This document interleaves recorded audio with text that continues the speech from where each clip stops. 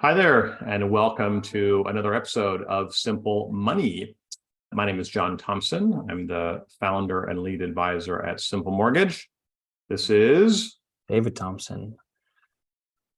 You are? I am an advisor here at Simple Mortgage as well, and a little younger, fresh perspective on this podcast. That's right. And so sort of the objective of our conversations always revolve around financial topics and maybe the different viewpoints of someone who's been in the finance world for over 30 years, and then someone more recently in the finance world, which is, of course, David, my son. So this is part 2 of our conversation around the 11 reasons to carry a big, long mortgage. This article was originally published by Ric Edelman. Ric Edelman's a well-known speaker, author, financial planner, one of the largest financial planning firms in the United States. Google him. You should read his books. You should understand what he has to say. He's a brilliant guy. He wrote this article many years ago. But some of his things have changed a little bit, not his thoughts, but our perspective on the thoughts have changed over time. And so that we're sort of addressing his 11 reasons from a liability management perspective from our world of managing mortgage and debt and liabilities. So we went through the first 3 reasons last time. So go back and check out that episodes. We're going to go through another couple here. And so reason number both 4 and 5 kind of related. I mean, they really have to do with taxes. And so a lot of people think that one of the valuable things in getting a mortgage and buying a home is the tax deductibility of the mortgage. I still hear realtors talking about it.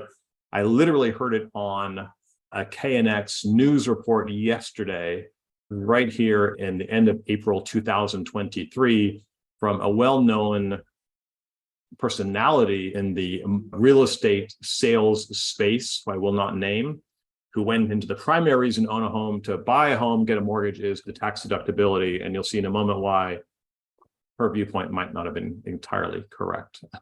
Yeah.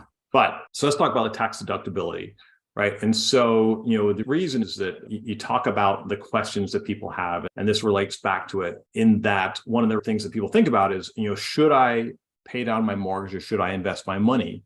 And the reality is you're going to do both over time, right? And so, but some people feel like it's a binary choice, one or the other, and then they lean towards this idea of prepaying the mortgage instead of investing, because one of the reasons, Dave, we talked about last week was spend less on interest costs. Yeah, you're spending less. So you're spending less on interest. And the second reason people think about it is because, so I'm getting this tax deductibility, so I'm okay with it. But that doesn't always make kind of sense, right? So, David, do you know what itemizing means on a tax return? Yes, in some senses. You can take certain deductions on your tax return. There's things that you can deduct, right? And mortgage interest is one of those. And your tax professional would tell you if you should be itemizing or not. But yes, that's kind of the essence of it, I'd say. Yeah, right. And so itemizing is just another way of taking a bunch of deductions that you're allowed to have by the government and itemizing them one by one and saying, here are my deductions, give me a benefit, a tax benefit. So the tax law changed in 2018, and it was really directed at higher cost states, to raise revenue and reduce outflow from the governments and different things like that. Really, it was targeting the deductions for people that have large mortgages, if you want to get right into it. So the number of people that now actually itemize is 13.7%, right? So it's a really small percentage of people, and that's across the entire spectrum. And so it used to be about a third of the people could itemize, and now it's down to about 13%. And I can tell you that you have to be in the very, very highest income group. You have to be in the 99% plus percentile, which is where 90% of those 13% exist. So, and I don't know the exact number. Last time I looked at it, I think that income level was $650,000 or above, approximately. So if you happen to have that income, then great, you're probably itemized. And if not, you probably are not. And so what's it mean if you don't itemize, Dave? What do you end up doing if you don't itemize? Yeah, you end up taking the standard deduction. Yeah. And the standard deduction changes from year to year. I don't know the exact number right now. It started in 2018 at about $12,400 for an individual and about $24,800 for a married couple. And it's adjusted a little bit year by year. So of course, you'd always want to talk to your tax professional about that aspect of it. But because it's $25,000 approximately for a married couple, many people will never get close to that number with their itemized deductions. because the mortgage interest is now capped.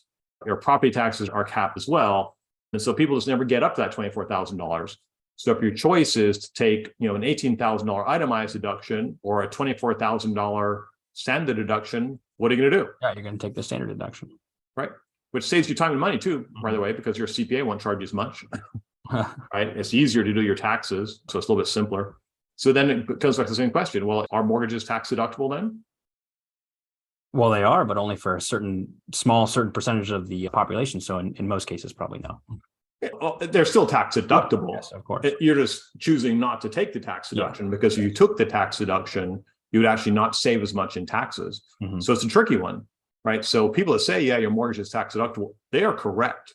There's nothing wrong with that statement other than there may be a larger financial benefit by not itemizing and taking that deduction, right? So an interesting kind of thing. The other thing it affects is a concept that we used to teach a lot, which is effective percentage rate. So if your interest rate is, let's say your interest rate is 3% and you're in the 32% tax bracket, what would that mean your effective cost of money is? If you could deduct a third of it, what's your real interest rate? A third of 3%. Yeah, well, it's 2/3 of 3%, right? So in this case, it'd be like just a little bit over 2%. Yeah. So, but that doesn't work very well anymore because, you can no longer say, because you may or may not be itemizing, you can't teach someone, hey, don't worry, you're going to get a 5% interest rate, but it's really only going to cost you 3% because that's not a direct truth anymore, unfortunately. So that's okay. The reality is, though, even with that, people can typically out earn their mortgage in many cases, right? So, and it's a great conversation, right? At the end of the day about those kind of things. So that's okay. That's tax deductibility. It is tax favored, but many people don't actually take advantage of it. All right, David, what is reason number 6 of the 11 reasons? Reason number 6 is mortgage payments get easier over time. And we kind of referenced this in the last episode as well. So it has to do with inflation and, that the fact that we can generally lock in a pretty fair rate, for a long period of time. So just to recap it then. So you've kind of said it there, Dave, but I think you can get deeper into that. Of course. Yeah. So if we're able to lock in, let's just call it a 4% interest rate, today, generally speaking, mortgages are 15, 30 years, most common 30-year, right? And they're fixed in most cases as well. So if your payment today, let's call it $2,000-$3,000 a month, $3,000 a month, and that may feel like a stretch today. Well, in the next 15, 20, 30 years down the road, that $3,000 starts to feel like a lot less because inflation, your income's generally going up. Inflation and whatnot goes up where we try to target 2 to 3% per year. So it's generally getting easier and easier over time to make that mortgage payment. Yeah, because so a $2,000 payment today might feel like a lot, but in 10 years, once you're used to making the payment and inflation is kicked in and your home value has gone up and your income has gone up and everything else, does it still feel like $2,000? No, it feels a lot less. It feels like a lot less. And it's probably a much smaller percentage of your income. So let's just say for argument's sake that, your payment was 23% of your income in year 0, with inflation over time, if we go out 20 years, it's going to feel like about 12% of your payment. And that's a weird thing because it's math, but we know that things just feel less expensive over time if we have a fixed payment. Now, if the cost is changing, like inflation, like food and travel, that's different, isn't it? Yeah, of course. Well, that plays into it as well. Yeah. Did you ever think about inflation and costs? Not until I got to maybe high school or college, a little bit about that. But I mean, once you get into, kind of paying your own bills, I think that's when it reality really sets in.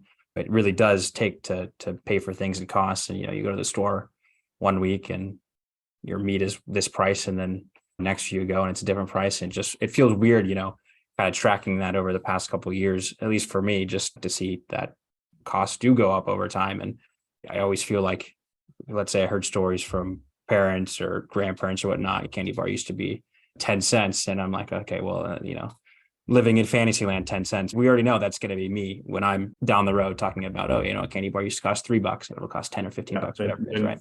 Your grandkids will make fun of you. Exactly. So yeah, reality starts to set in at some point, but the mortgage payment would still be the same. So it would feel like less. That's right. And so that's why it's going to be easier over time, right? So that's reason number 6. So reason number 7 is an interesting one. So mortgages allow you to sell without selling. So sounds kind of odd. Like, what do you mean by sell without selling? So let's think about this. So when we're talking about a home, you have a home value, you have some kind of mortgage balance. And the difference is Your equity. it's home equity and it's your wealth. Mhm. It's money. It's just not money you have to spend, right? It's not in your wallet. It's not your bank account. It's not your investment account. It's inside your house, right? So let's just say a situation presented itself and you said, gosh, I really need to get that wealth that's inside of my home. You could sell the home, right? You could. Right. And that would be your choice, right? So you say, great, I got to sell my home. I need to get my $500,000 out of the house. But with mortgages, you also have the choice to do what? You can take it. You can access equity in the house, cash out refinance or home equity line of credit, some other options like that. So you can take that wealth without actually having to sell the home. Yeah. So it's kind of a cool idea. Now, again, let's go back to the premise that most people don't want a mortgage and most people don't want a big mortgage. And most people, once they have a mortgage, don't want to get a bigger mortgage that they already have. But we're talking about wealth and we're talking about money. And if you need the money or want the money for an opportunity, then a mortgage would allow you to potentially do that, right? So when we think about equity location, you think about managing all that wealth. I used $500,000. It's located inside your home now. If you pulled out half of it, moved it to an investment account, would you have the same wealth? You would. You'd have the same wealth, just in different locations. Yes, in a different location. So we talk about the location